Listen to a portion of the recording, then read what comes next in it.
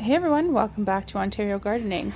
So we are going to discuss, as you can see in the caption, planting in tower containers. So I'm going to show you two different options because I actually just purchased some new ones this year. So these have been my old trusted friend. These are from the Dollar Tree.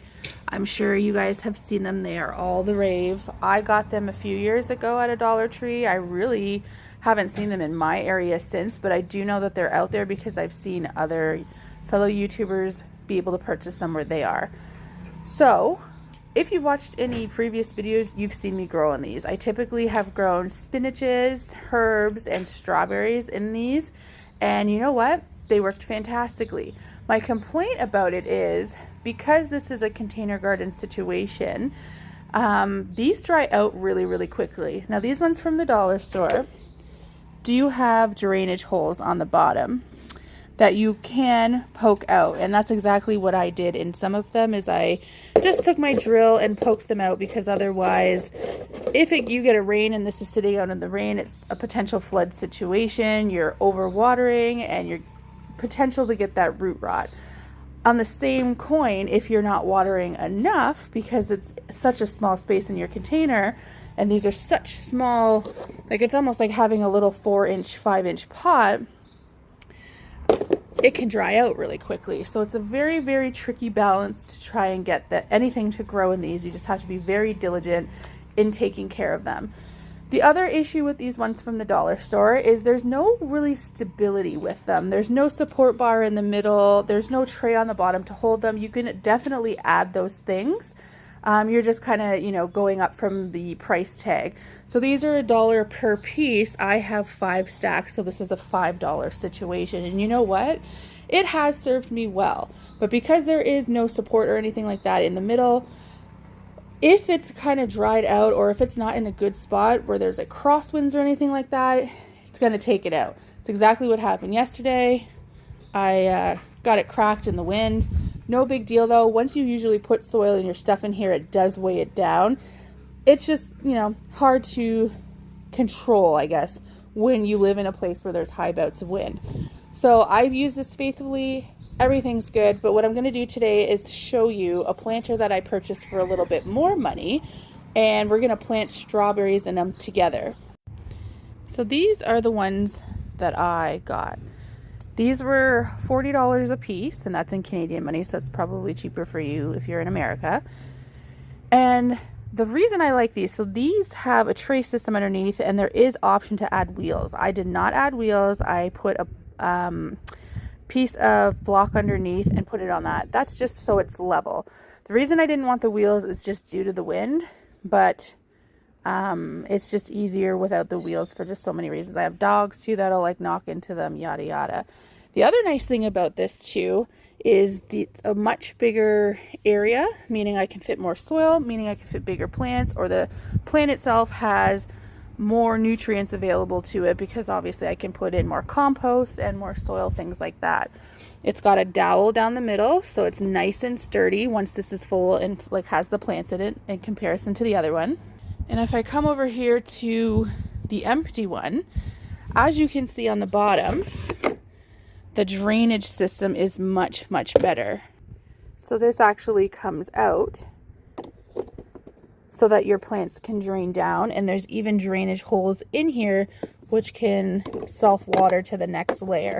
So in reality, if I wanted to just stand here and use my hose, it will eventually all seep down, whereas the other one, you had to go all the way down into each cell in order to make sure they're watered. So with that being said, it could be worth it for you if you only have vertical gardening space, or if you're on a patio or balcony or anything like that, to just actually invest in something that's a little bit more money.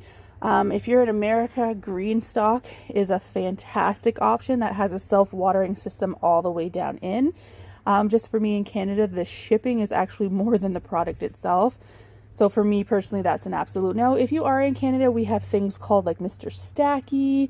That's a good company here that's similar to the Greenstock. I just went for a cheaper option because like I said, this is my berry patch against the shed here. So all of my berries are going to be in here. So let's go ahead and plant some things. So I actually suggest putting your tower together with a little layer of dirt on the bottom before you start. And the reason, if you're planting seeds right in here, obviously fill them right to the top and go. But if you try and take this apart layer by layer, plant your plants where you think they should go, and then you try and put this back together, you're likely not going to be in the perfect spot and crush your plants. So we've got a small layer of dirt just on the bottom. You place your transplant exactly where you want it and then backfill the soil around it so that it will sit perfectly exactly where you want it. So I am going to go ahead and fill these and show you what it looks like when it's done. So here is the finished product just for my strawberry planters. So these ones up here are nice and full. As you can see, they were actually transplants from the garden as opposed to my single stemmed transplants there. What I wanted to just kind of touch on really quick is selecting varieties for a tower like this. So strawberry plants eventually spread kind of like this and make it nice and full. I actually have grown in towers before in my previous garden videos. I can link one below just so you guys can see what it would look like nice and full. But my suggestion is to make sure you're planting things based on 2 criteria. 1, they're gonna fit in here. So you don't want super tall plants or herbs like a sunflower or dill or anything like that, because it's gonna get so high and leggy, especially on this top layer here. You would have it like completely weighing the top down. It's not to say that they can't be grown in here. It's just like you're not going to want these massive tall things coming out of each area. You're looking for kind of low spreading plants similar to like, you know, a leafy lettuce or a spinach or some marigolds or like these strawberries, because they're not going to get super tall. The other thing is just watching for space. So when you have something that needs a square foot of garden space, like say a raspberry plant, of course that would never fit into a small pot like that. You're looking for things that are going to be equipped to kind of grow in a small space. So like a strawberry is a perfect example. It's going to fill this up nicely, but it's never going to get so big in diameter that the roots are going root bound in the bottom of that pot. And the last thing to consider is those roots.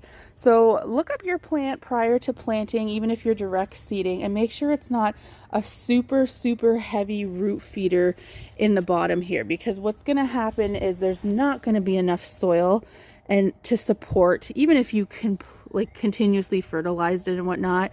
And there's something that's really dependent on like a root system in here, and if it's a heavy root system, then you're going to want to make sure that you're having the appropriate size planter, tower planter for that.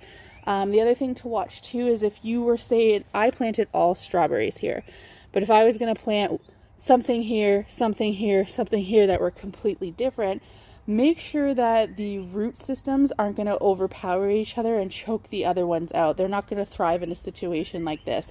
So if I wanted to plant like 2 carrots, 3 carrots right here, and then next door I have something that has a really crazy root system and it's going to come over and overtake, it's not going to work very well. So just keep those kind of things, those little tips in mind when you are doing these tower planters. The tower planters aren't meant for everything. You're not growing corn in here. You're not growing indeterminate tomatoes in here very well. Those are just not going to be viable options. But if you are on a balcony or in a small space, these are fantastic for lots of different things. Lettuces, especially, and leafy greens, fantastic for those. So anyways, that's one of 2. I've got to get the other one planted over there. That is growing things in tower planters. Good luck everyone, and happy gardening. Talk to you later. Bye.